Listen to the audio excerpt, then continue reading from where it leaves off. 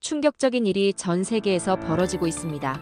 2025년 여름 전 세계가 유례없는 폭염에 신음하고 있어요. 미국 애리조나는 섭씨 48도, 인도와 파키스탄은 52도까지 올랐습니다. 유럽은 에어컨 품귀 현상, 동남아시아는 국가 비상사태까지 선포했죠. 그런데 한국만은 달랐습니다. 예상 외로 조용하고 온도도 상대적으로 낮았어요. 대체 이 나라에 무슨 일이 벌어지고 있는 걸까요? 스페인에서 온 외국인이 직접 체험한 한국의 놀라운 비밀을 지금 공개합니다. 영상을 시청하신 후 마음에 드신다면 좋아요와 구독으로 응원해주세요. 여러분의 작은 관심이 저에게 큰 힘이 됩니다. 안녕하세요. 저는 마르코라고 합니다. 스페인 마드리드에서 태어나 지금까지 평생을 태양 아래서 살아왔어요. 올해 여름 스페인은 정말 지옥이었습니다. 낮엔 46도, 밤엔 35도. 선풍기는 의미 없었고 정전은 일상적이었어요. 그러던 중 일 때문에 한국에 오게 되었는데요. 도착하자마자 느낀 건 여긴 왜 이렇게 시원하지? 였습니다. 저가 한국에 도착한 건 6월 말이었어요. 전 세계 뉴스에서는 연일 폭염 속 인명피해 소식이 쏟아지고 있었죠. 유럽 곳곳에서는 도로가 휘고 기찻길이 녹아 운행이 중단됐으며 미국 뉴욕에서는 전력망이 마비돼 수백만 명이 냉방 없이 버티고 있었어요. 그런데 서울은 달랐습니다. 공항에서 내리자마자 시원한 공기가 반겼고 택시 기사는 창문을 살짝 열고 달릴 정도였어요. 호텔에 도착했을 땐 에어컨이 작동하긴 하는 건가 싶을 만큼 쾌적했습니다. 저는 이상함을 느꼈어요. 분명히 같은 지구에 있는데 왜 한국은 다를까요? 서울거리엔 무더위 속에서도 마스크를 쓴 시민들이 분주하게 움직이고 있었고 편의점 앞 그늘엔 평범한 일상이 펼쳐지고 있었어요. 심지어 폭염 대비 안내방송도 거의 없었습니다. 저는 뉴스를 찾아봤어요. 기상청 발표에 따르면 서울은 지난 6월 28.2의 평균 기온을 기록했지만 체감온도는 작년보다 낮은 날이 더 많았고 열돔 현상이 짧게 머물다 지나간 것이 주요 원인이었어요. 하지만 저는 더욱 깊이 들여다보기 시작했습니다. 단순히 운이 좋은 해였을까요? 아니면 한국이 진짜로 폭염에 강한 나라가 된 것일까요? 그래서 저는 직접 움직이기 시작했어요. 거리에서 시민들을 인터뷰했고 도심 공원부터 산지, 바닷가까지 발로 뛰며 한국의 여름을 체험했습니다. 그리고 곧 놀라운 사실을 하나하나 깨닫게 됩니다. 한국은 이미 오래전부터 뜨거워질 지구에 대비하고 있었던 거예요.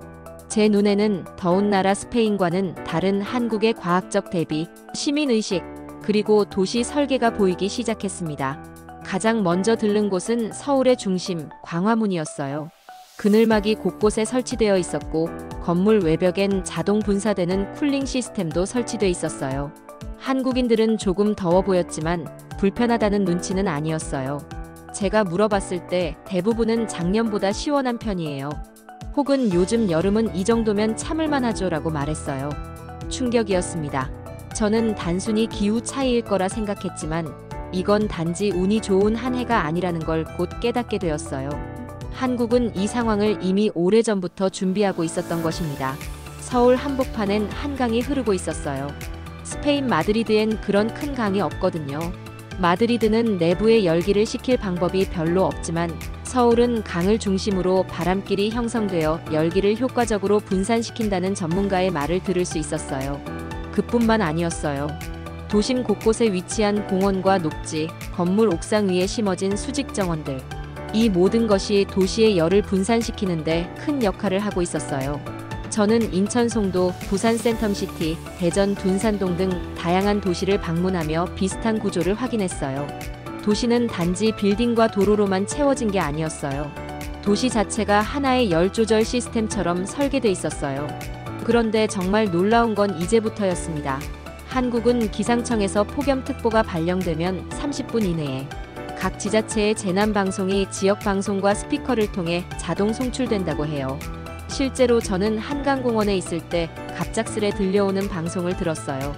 오늘 서울 지역에는 체감온도 35도 이상의 폭염이 예상됩니다. 실외 활동은 자제해 주시고 무더위 쉼터를 활용해 주세요.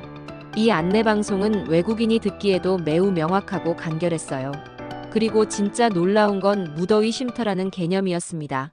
서울 전역에 약 3,000개 이상의 쉼터가 운영되고 있었고 주로 구청, 동사무소, 복지관, 도서관 등이 그 공간이었어요. 시민 누구나 더위를 피해 쉬어갈 수 있는 공간이 마련돼 있었어요. 이건 정말 스페인에서는 상상도 못할 시스템이었어요. 마드리드엔 에어컨도 제대로 갖춘 공공시설이 드물거든요. 더위는 그저 참는 것이었지 관리하는 것이 아니었어요. 그런데 더욱 충격적인 이야기를 들었습니다. 한국은 단순한 기상예보를 넘어서 AI 기반으로 폭염 발생 가능성을 약 2주 전부터 예측하고 있다는 거예요. 머신러닝 알고리즘은 몽골 고원, 티베트 고원의 서리 변화까지 분석하여 한반도에 올 열파를 예측한다는 거였어요. 그리고 그 데이터를 바탕으로 정부는 전력 수급을 조절하고 병원에는 온열 질환 환자 증가에 대비한 의료 인력을 배치해요. 심지어 공공기관 근무 시간을 조정하기도 한다고 하더라고요. 예측을 행동으로 옮기는 나라라는 사실이 저에겐 너무 인상 깊었어요. 스페인에서도 기상청이 있지만 이런 예측 데이터를 행정과 연결해 행동으로 옮기는 건 불가능한 일이었거든요. 이렇게 저는 며칠간의 탐색 끝에 하나의 결론에 도달했어요. 한국이 더위를 덜 느끼는 건 운이 아니라 준비였습니다. 한국의 여름은 체감상 시원했어요. 하지만 실제로는 세계 어느 나라 못지않게 고온이었어요. 단지 그 고온을 관리하고 적응하는 방식이 세계 최고 수준이었던 거죠. 저는 제 고향 마드리드의 상황을 떠올렸어요. 정전과 식순환, 공공쉼터 부족, 고령자 사망률 증가. 스페인이 한국처럼 시스템을 갖췄다면 얼마나 달랐을까요? 스페인에서의 여름은 참는 계절이에요. 가능한 밖에 나가지 않고 커튼을 치고 얼음물을 들이켜며 그저 시간이 지나기만을 기다려요. 피해야 할 계절이었어요. 그런데 한국은 달랐습니다. 한국의 여름은 즐기는 계절이었어요. 그날은 오후 7시 무렵이었어요. 해가 지기 시작하자 저는 한강 근처를 걸었어요. 무더위가 조금씩 식어가던 시간 예상과 달리 사람들은 집으로 돌아가는 것이 아니라 밖으로 나오는 것이었어요. 자전거를 타는 연인들, 돗자리를 펴고 치킨과 맥주를 먹는 친구들, 물놀이를 하는 아이들과 강아지, 그리고 한켠에선 버스킹 공연까지 펼쳐지고 있었어요. 저는 그 풍경을 한참 동안 바라보다가 조용히 카메라를 꺼내 들었어요. 이게 폭염주의보가 내려진 나라의 저녁 맞나? 라는 생각이 들 정도로 활기찼어요. 그날 저는 한강공원에서 맥주 한 캔을 사서 바람을 맞으며 앉아 있었어요.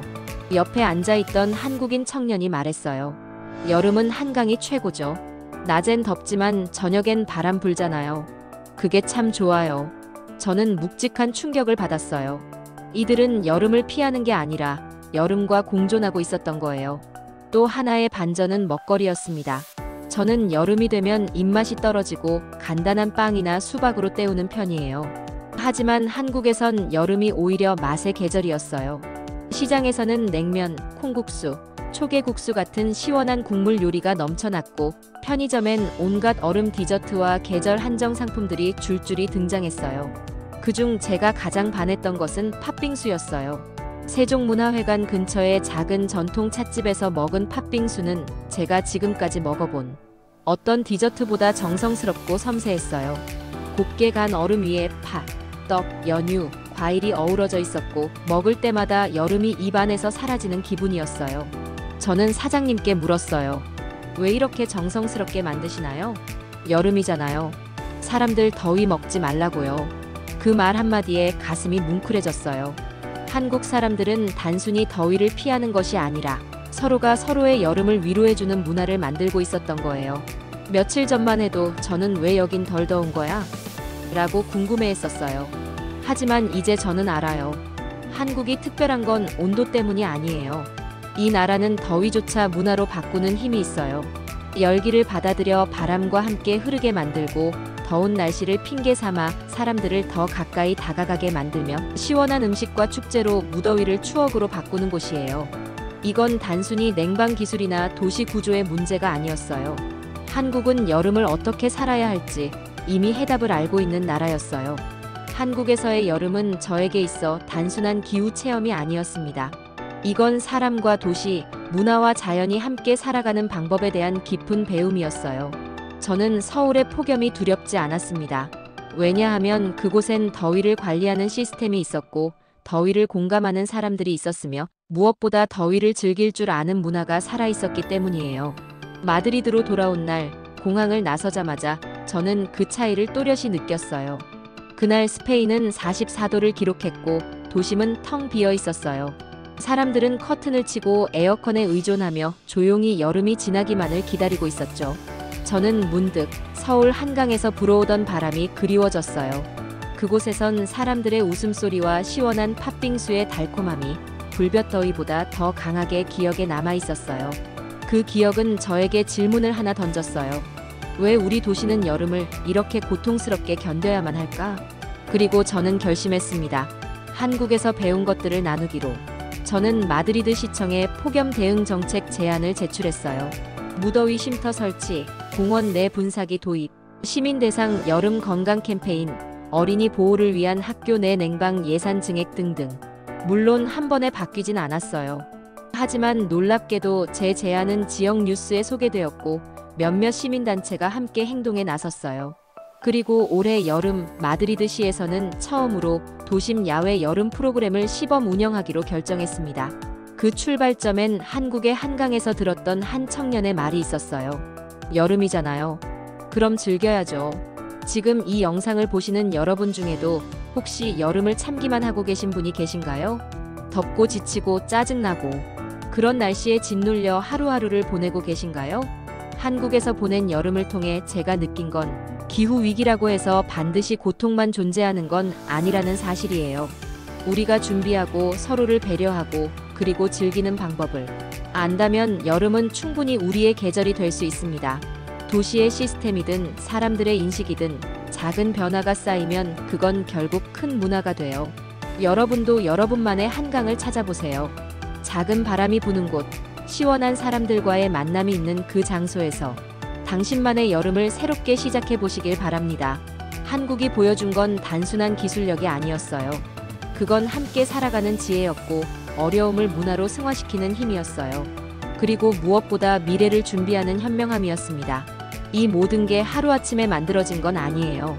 수많은 사람들의 노력과 시행착오, 그리고 서로를 향한 배려가 쌓여서 만들어진 거죠. 우리의 도시, 우리의 여름도 바뀔 수 있다고 생각해요. 한국이 그 가능성을 보여주었으니까요. 이 영상이 마음에 드셨다면 구독과 좋아요 부탁드립니다. 여러분의 작은 관심이 다음 이야기에 큰 원동력이 됩니다. 감사합니다.